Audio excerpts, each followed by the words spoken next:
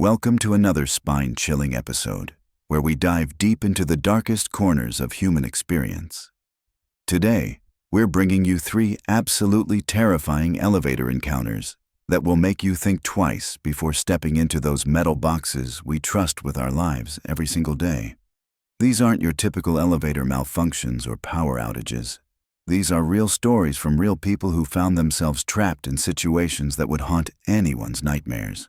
Each story gets progressively more disturbing, and I guarantee the third one will leave you questioning everything you thought you knew about the people around you.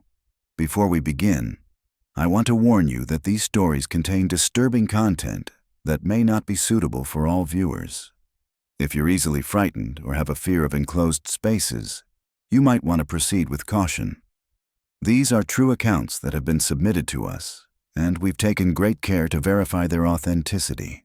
So settle in, turn down the lights, and prepare yourself for 3 encounters that prove sometimes the most terrifying monsters are the ones that walk among us every day. Story number 1 takes us to downtown Chicago, where a young professional named Sarah was working late at her office building. It was a typical Tuesday evening in November, and she was one of the last people left in the 40-story high-rise where she worked as a marketing coordinator. Sarah had always been comfortable working late. The building had excellent security, and she'd never had any issues during her 2 years there. The night cleaning crew was always friendly, and the security guards knew her by name. She felt safe in her little corner of the corporate world. That particular evening, she was rushing to finish a presentation that was due first thing the next morning. Her boss had dumped it on her desk at 4:30, and she knew she'd be there until at least 10 o'clock trying to get everything perfect. Around 9:15, she finally saved her work and decided to call it a night.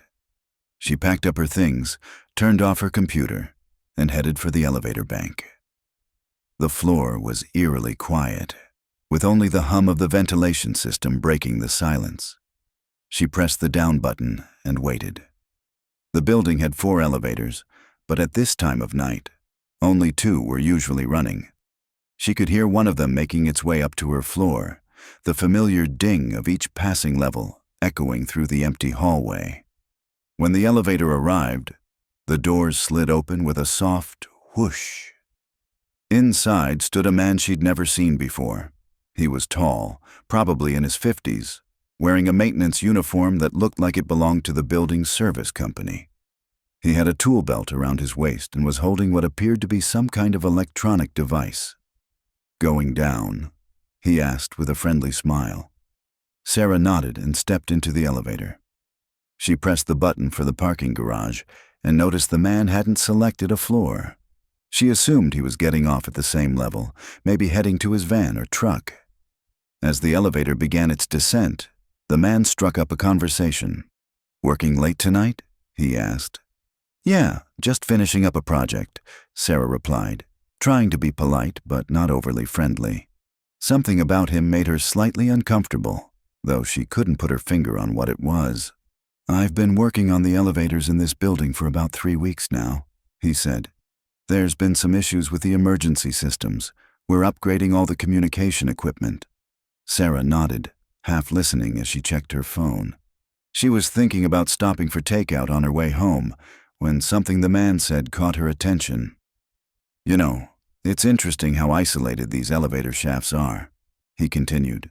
"Once you're in here, you're completely cut off from the outside world. No cell service, no way to call for help if something goes wrong." Sarah looked up from her phone, suddenly more alert. There was something in his tone that made her skin crawl. She glanced at the floor indicator and saw they were passing the 20th floor. "The thing is," the man continued, "when I disable the emergency communication system, like I did about 10 minutes ago, no one would even know if someone was trapped in here. Could be hours before anyone noticed." Sarah's blood ran cold. She looked at the device in his hand and realized it wasn't a repair tool. It looked more like some kind of control panel, with several buttons and a small screen. "I'm sorry, what did you say?" she asked, trying to keep her voice steady. The man's friendly demeanor completely disappeared.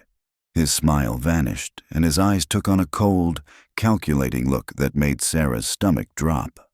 "I said we're going to be spending some time together," he replied. And I want you to know that screaming won't help. No one can hear you, and no one's coming to help." Sarah's mind raced. They were passing the 15th floor, still descending. She realized she needed to get out of this elevator as soon as possible. She reached for the emergency stop button, but the man grabbed her wrist. "I wouldn't do that if I were you," he said. "Like I mentioned, the emergency systems aren't working right now. You pull that button, and we'll be stuck between floors for a very long time." Sarah's heart was pounding so hard she could hear it in her ears. She looked at the floor indicator again. 10th floor. She needed to think fast. "Look, I don't know what you want, but I have money," she said, trying to sound calm. "I can give you my purse, my credit cards, whatever you need." The man laughed, a sound that made her blood freeze. "Oh, Sarah, I don't want your money," he said. The fact that he knew her name made everything 1,000 times worse. She'd never told him her name, and she wasn't wearing a name tag. He'd been watching her, planning this. "How do you know my name?" she whispered. "I know lots of things about you," he replied. "I know you work on the 32nd floor. I know you usually leave around 6:30, but you've been working late 3 nights this week. I know you park in space B47 in the garage. I know you live alone in that apartment on Maple Street." Sarah felt like she was going to be sick.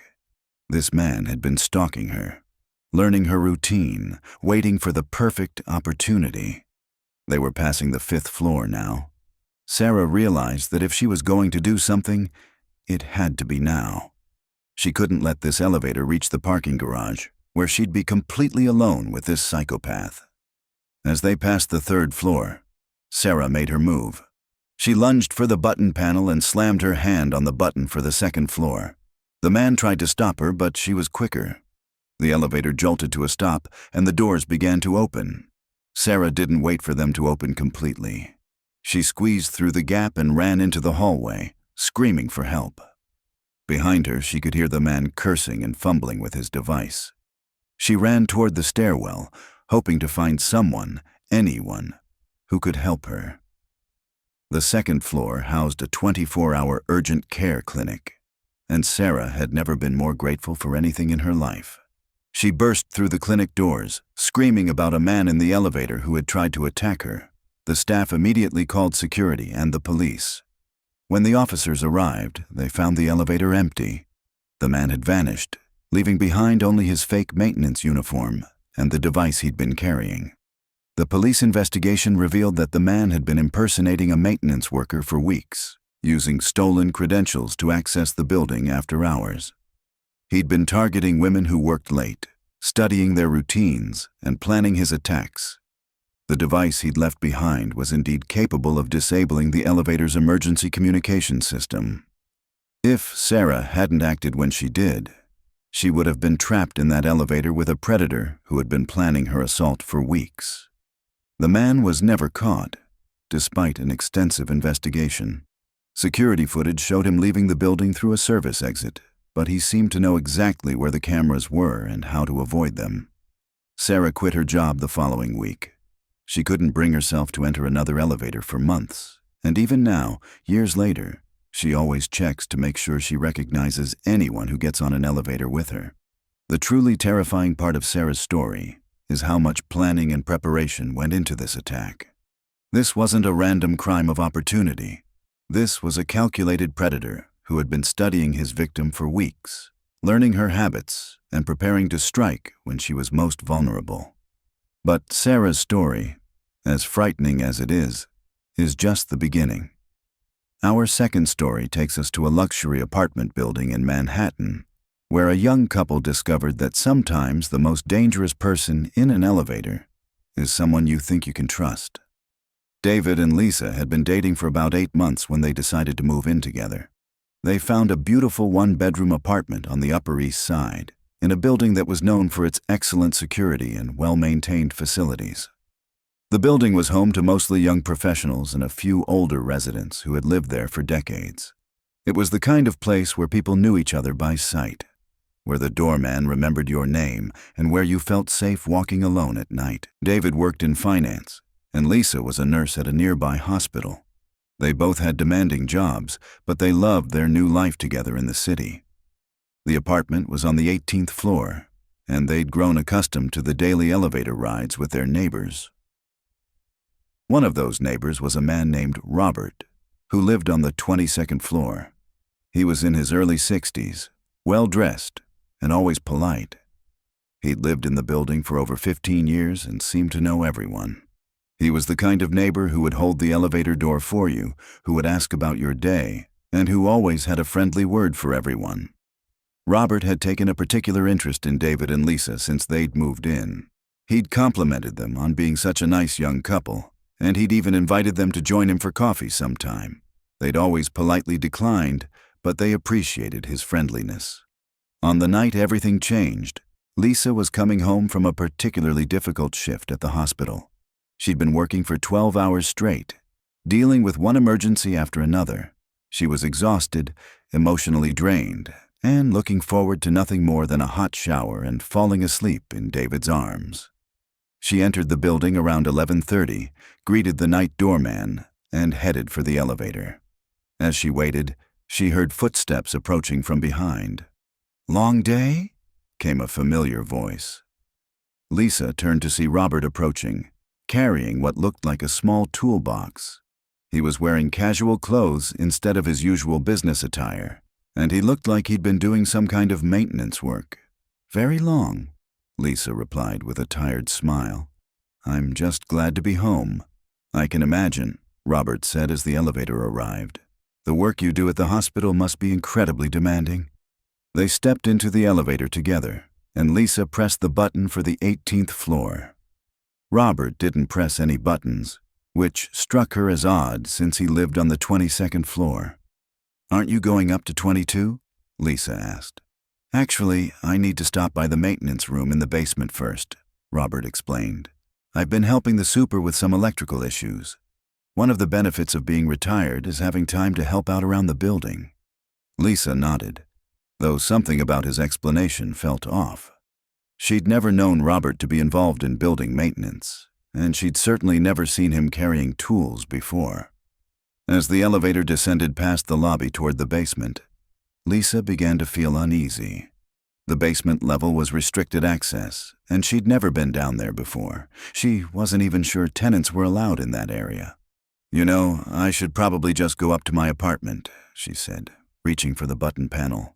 "I'm really tired, and David's probably worried about me." Robert's hand shot out and grabbed her wrist, stopping her from pressing any buttons. "I don't think so," he said, and his voice was completely different now. Gone was the friendly, grandfatherly tone she'd grown accustomed to. In its place was something cold and menacing. Lisa tried to pull her hand away, but Robert's grip was surprisingly strong. She looked at his face and saw an expression she'd never seen before. His eyes were cold and calculating, and there was a slight smile playing at the corners of his mouth. "Let go of me," Lisa said, trying to keep her voice steady. "We're going to take a little trip down to the basement," Robert said. "There's something down there I want to show you." Lisa's nursing training kicked in, and she began to assess the situation clinically. Robert was older, but he was clearly stronger than she'd expected. The toolbox he was carrying could contain weapons. They were in an enclosed space with no way to escape. "Robert, you're scaring me," she said, hoping to appeal to whatever humanity might be left in him. "This isn't like you. Let me go, and we can pretend this never happened." Robert laughed, a sound that made Lisa's skin crawl. "Oh, but this is exactly like me," he said. "You just never knew the real me. None of you did. The friendly neighbor act has worked perfectly for years." The elevator reached the basement level, and the doors opened onto a dimly lit corridor that Lisa had never seen before. Robert began pulling her out of the elevator, and she realized she had to act now or risk being dragged into an isolated area where no one would hear her scream. Lisa had taken self-defense classes as part of her nursing training, and she remembered what her instructor had taught her about breaking free from a wrist grab. She twisted her arm suddenly, breaking Robert's grip, and immediately brought her knee up as hard as she could. Robert doubled over, and Lisa ran back into the elevator, frantically pressing the button for the lobby. As the doors began to close, she could hear Robert shouting behind her, but she didn't look back. The elevator seemed to take forever to reach the lobby, and Lisa's hands were shaking so badly she could barely hold her phone to call the police. When the doors opened, she ran straight to the security desk, where the night doorman was reading a newspaper. "Call the police," she gasped. "Robert from 22 just tried to attack me in the elevator." The doorman looked confused. "Robert? Mr. Henderson? Are you sure? He's such a nice man." "I'm sure," Lisa said firmly. "He grabbed me and tried to drag me into the basement. He said he'd been pretending to be nice for years." The doorman called the police, and Lisa called David, who rushed home from his office where he'd been working late. When the police arrived, they went to Robert's apartment, but he wasn't there. The investigation that followed revealed the true horror of what Lisa had escaped. Robert Henderson had been using his position as a trusted, long-term resident to prey on women in the building for years. The police found evidence in his apartment that he'd been secretly photographing female residents, collecting information about their schedules, and planning attacks. They also discovered that the basement maintenance room Robert had mentioned contained a makeshift prison cell, complete with restraints and soundproofing. The police believed he'd been using this room to hold victims, and they found evidence suggesting that at least 3 women had been assaulted there over the past 5 years. Most disturbing of all, the police found detailed notes about Lisa and David's routines. Robert had been watching them since they moved in, learning their schedules and planning his attack. He'd been waiting for the perfect opportunity when Lisa would be alone and vulnerable. Robert was never found. He disappeared completely, leaving behind only the evidence of his crimes and the knowledge that he'd been living among his victims for years, gaining their trust while planning to destroy their lives. Lisa and David moved out of the building immediately. They couldn't bear the thought of living in a place where they'd been watched and hunted by someone they'd trusted. Lisa still has nightmares about what might have happened if she hadn't been able to break free from Robert's grip. The case remains open, and police believe Robert may have moved to another city, where he's likely establishing himself as another friendly neighbor while hunting for new victims. But if you think Robert's story is the most terrifying thing you'll hear today, you haven't heard anything yet. Our final story takes us to a small town in Oregon, where a routine elevator ride became a nightmare that defies explanation and will make you question everything you think you know about the people around you. Jennifer was a 26-year-old teacher who had just moved to the small town of Millbrook, Oregon, to take a position at the local elementary school. She'd grown up in Portland, but she was excited about the opportunity to teach in a smaller community where she could really make a difference in her students' lives. The town was exactly what she'd hoped for. It was the kind of place where everyone knew everyone, where people still left their doors unlocked at night, and where the biggest crime was usually someone's dog getting loose and digging up a neighbor's garden. Jennifer had rented a small apartment above the town's only medical building, a 4-story structure that housed the local doctor's office, a dentist, a physical therapy clinic, and a few other small businesses. Her apartment was on the 4th floor, and she'd grown accustomed to taking the building's single elevator up and down several times a day. The elevator was old but well-maintained, and Jennifer had never had any problems with it. The building's tenants were all friendly, and she'd gotten to know most of them by sight. There was Dr. Martinez, the family physician who'd been serving the town for 30 years. There was Mrs. Chen, who ran the physical therapy clinic. There was Tom, the building's maintenance man, who always had a smile and a friendly word for everyone. On the evening everything changed, Jennifer was returning from a faculty meeting at the school. It was around 7:30, and the medical building was mostly empty, except for a few cleaning staff and anyone who might be working late. She entered the building through the main entrance and headed for the elevator. As she waited, she could hear it making its way down from one of the upper floors. When the doors opened, she was surprised to see 3 people inside, all of whom she recognized from around town. There was Dr. Martinez, still wearing his white coat from the clinic. There was Mrs. Patterson, an elderly woman who volunteered at the local library and whom Jennifer had met at a community event. And there was Officer Bradley, one of the town's 2 police officers, who was still in uniform. "Going up?" Dr. Martinez asked with his usual warm smile. Jennifer nodded and stepped into the elevator. She pressed the button for the 4th floor and settled in for the short ride. She was thinking about the lesson plans she needed to prepare for the next day when she noticed something odd. The elevator had passed the 2nd floor, where Dr. Martinez's office was located. It had passed the 3rd floor, where Mrs. Patterson usually got off to visit the dental office. And Officer Bradley hadn't pressed any buttons at all. "Excuse me," Jennifer said. "Didn't you all want to get off on lower floors?" The 3 people looked at each other, and Jennifer noticed they were all smiling in a way that made her uncomfortable. Their smiles were too wide, too fixed, and they didn't reach their eyes. "Oh, we're all going to the 4th floor tonight," Dr. Martinez said, and his voice sounded different somehow. It was still his voice, but there was something underneath it that Jennifer couldn't identify. "We're all going to your apartment, Jennifer," Mrs. Patterson added, and her usually sweet grandmother voice now sounded cold and mechanical. Jennifer's blood ran cold. She'd never told any of these people where she lived, and she certainly hadn't invited them to her apartment. She looked at the floor indicator and saw they were approaching the 4th floor. "I think there's been some mistake," Jennifer said, trying to keep her voice steady. "I don't know what you're talking about." "No mistake," Officer Bradley said, and when Jennifer looked at him, she noticed his eyes looked completely empty. "We've been waiting for you." The elevator reached the 4th floor, and the doors opened. Jennifer tried to step out quickly, hoping to get to her apartment and lock the door. But the 3 people moved with her, surrounding her in the hallway.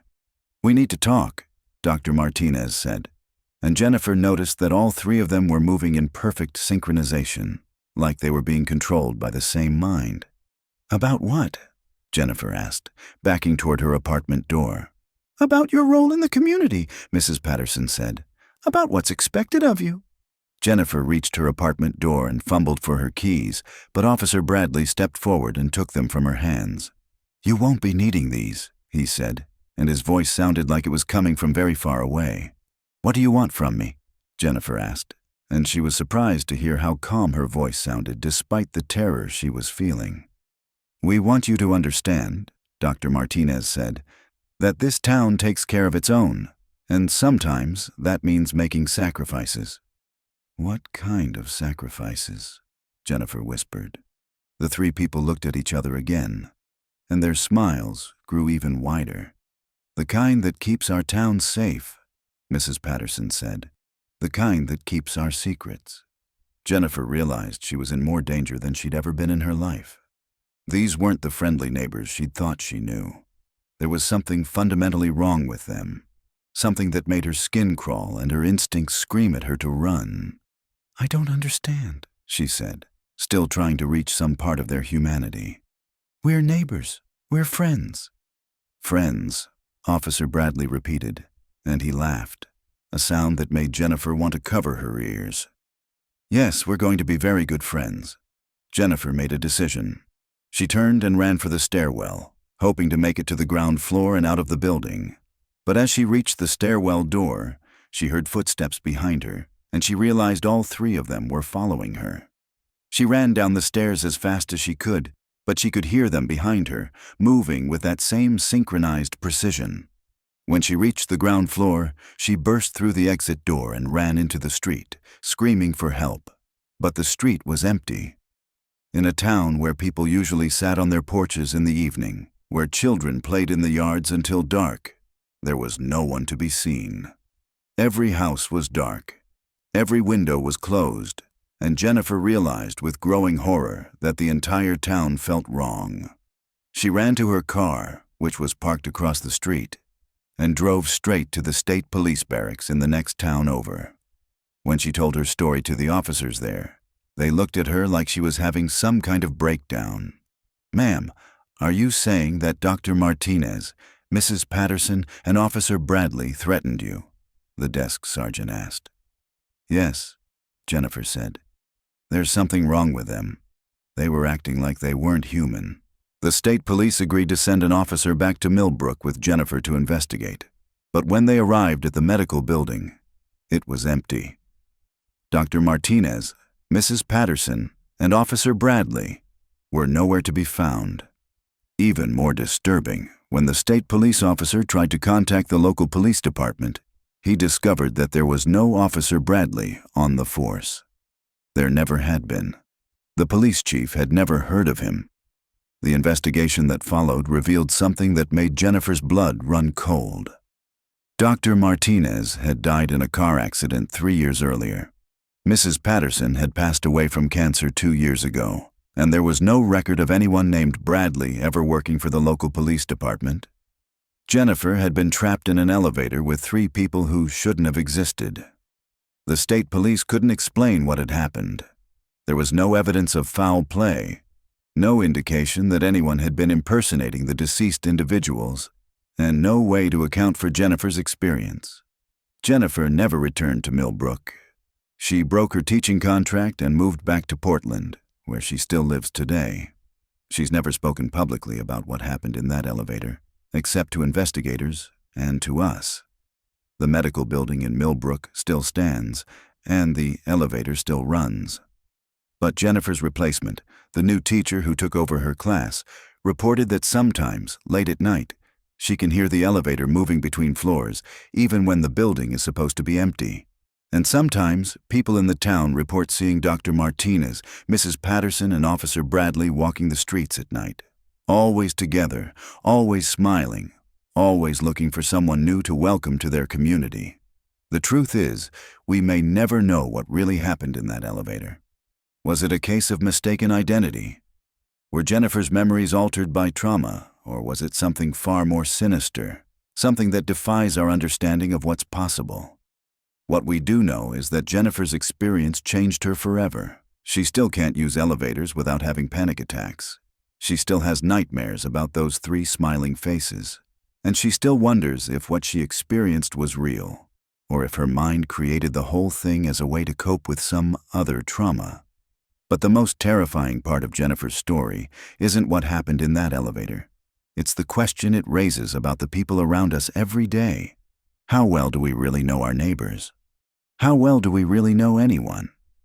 These 3 stories remind us that elevators, those small metal boxes we trust with our lives every day, can become traps, they can become prisons, and sometimes they can become the setting for encounters that will haunt us for the rest of our lives.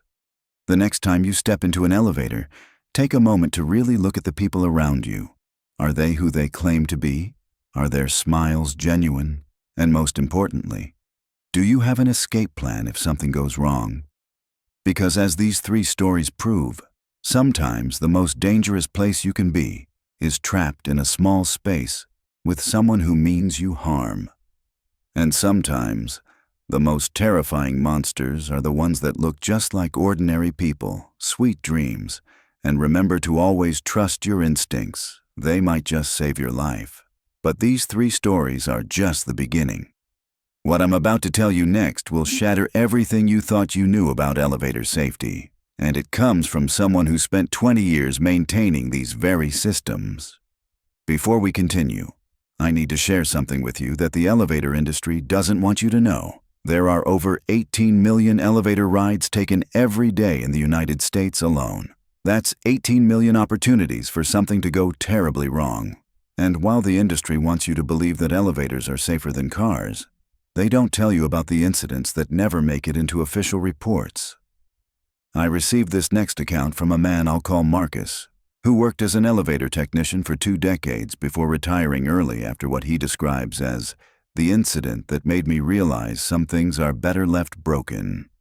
Marcus had seen everything in his 20 years on the job. He'd rescued people trapped between floors, he'd dealt with mechanical failures, and he'd even encountered a few individuals who used elevator shafts for purposes that were decidedly not transportation-related.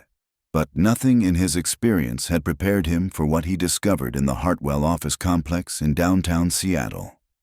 The Hartwell building was a 30-story structure built in the 1970s, and Marcus had been servicing its 6 elevators for over a decade. It was routine work, mostly preventive maintenance and the occasional repair when someone held the doors open too long or when the building's aging electrical system caused minor glitches. But in the spring of 2018, Marcus started getting complaints about elevator number 4. Tenants reported that it would sometimes stop at floors they hadn't selected, that the doors would open and close on their own, and that occasionally the elevator would bypass their floor entirely and continue to the basement. Marcus initially assumed these were typical problems with an aging system. Elevator 4 was the oldest in the building, and it had been acting up more frequently over the past year. He scheduled a comprehensive inspection for a Saturday morning when the building would be mostly empty. When Marcus arrived at the Hartwell building that Saturday, he was surprised to find the lobby completely deserted. Usually, there were at least a few people working weekends, but today the building felt abandoned. Even the security guard who was supposed to be at the front desk was nowhere to be seen. Marcus made his way to the elevator bank and began his inspection with elevators 1 through 3. Everything seemed normal. The cables were in good condition, the motors were running smoothly, and all the safety systems were functioning properly. But when he opened the service panel for elevator 4, Marcus immediately knew something was wrong. The wiring had been modified, but not by any technician he knew. There were additional circuits that didn't appear on any of the building's electrical schematics, and they seemed to be connected to some kind of monitoring system. Marcus followed the unauthorized wiring and discovered that it led to a small room behind the elevator shaft that didn't appear on the building's blueprints. The room was accessible only through a maintenance hatch, and Marcus had never noticed it in all his years servicing the building. Inside the room, Marcus found something that made his blood run cold. There were dozens of monitors showing live feeds from inside elevator 4, but these weren't security cameras. They were hidden cameras that captured every angle of the elevator's interior, and the footage was being recorded and stored on a massive server system. But that wasn't the worst part. Marcus also found detailed files on hundreds of people who had used elevator 4 over the past several years. The files contained photographs, personal information, work schedules, and detailed notes about each person's habits and routines. Marcus realized he was looking at evidence of a massive surveillance operation. Someone had been using elevator 4 to spy on the building's tenants, collecting information about their lives and storing it for unknown purposes. As Marcus examined the files more closely, he made an even more disturbing discovery. Many of the people in the files were marked with red stickers, and Marcus noticed that these were all people who had stopped coming to the building. Some had changed jobs, some had moved away, and some had simply disappeared from the records entirely.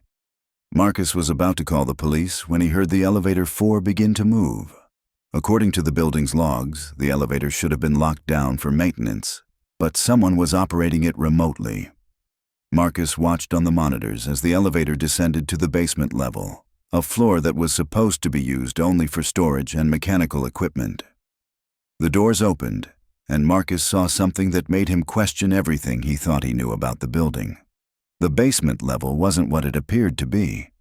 Behind the storage areas and mechanical rooms, there was an entire floor that didn't exist on any building plans.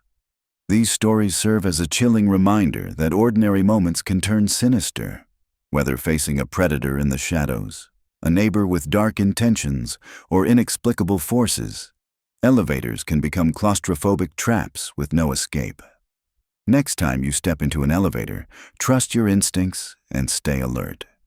Sometimes the most terrifying encounters happen where we least expect them, and being prepared could mean the difference between safety and becoming part of someone else's horror story.